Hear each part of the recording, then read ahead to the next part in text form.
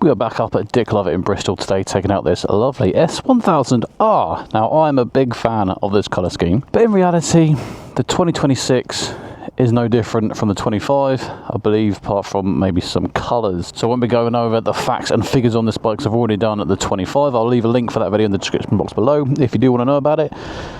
This is just going to be a quick blast on the S1000RR to remind myself, do I need a naked bike in my life? Because currently I've only got a BMW GSA 1250. Well, let's find out. Now, I personally used to own an MT10 and an Aprilia Tuono V4 factory, and the MT10 was what I would call a kind of neutral position. The handlebars were a very nice relaxed riding position for a naked bike. The Aprilia was very aggressive and very cramped. I'm 6'1", 115 kilos, I'm not small, not skinny, and the S1000R is very much like the Aprilia. Super aggressive handlebars. If they had a bit of a bend in them, you might think you're on a sports bike. Looking at the pegs, I still can move my heels and my toes around, so that I've got a little bit of movement, whereas some bikes, once you're in the position, you ain't moving. Now, over in Wales there are a ton of 20-mile-an-hour zones, and it's nice. It gives you that time just to kind of sit up, put the cruise control on, stretch off and get ready for the next bit of twisting.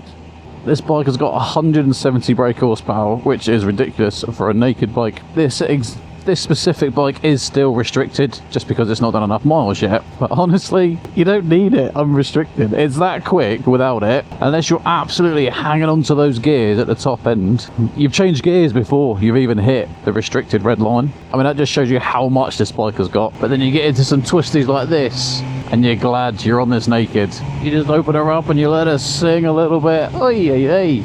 I'm actually a really big fan. I said at the start of this colour scheme, I think it looks a little bit leery, but I've got time for that. For me, one of the biggest letdowns of this bike, and it's in the same with the S1000XR as well, it's just the amount of vibrations you do get through the handlebars. Like, you are super glad this thing's got cruise control, because you do need it. After a little bit of fun, you've got to put that cruise control on, sit up and let some blood get back to your fingers and get some feeling back there as well. I do miss having a naked bike. Don't get me wrong, the GSA is a great bike. It does everything it needs. Doesn't mean we can't always want another bike in the garage. Yeah, I'd love a naked. Unfortunately though, I just don't think it's going to be an S1000R.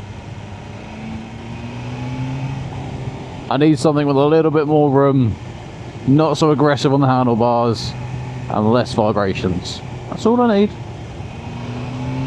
Don't feel like I'm asking for too much. If you think one of these should sit inside your garage and you want to come test ride one, then you got to head over to Dick Lovett in Bristol. As always, thank you very much for them for lending this to me, because without channel supporters I wouldn't be able to make any content.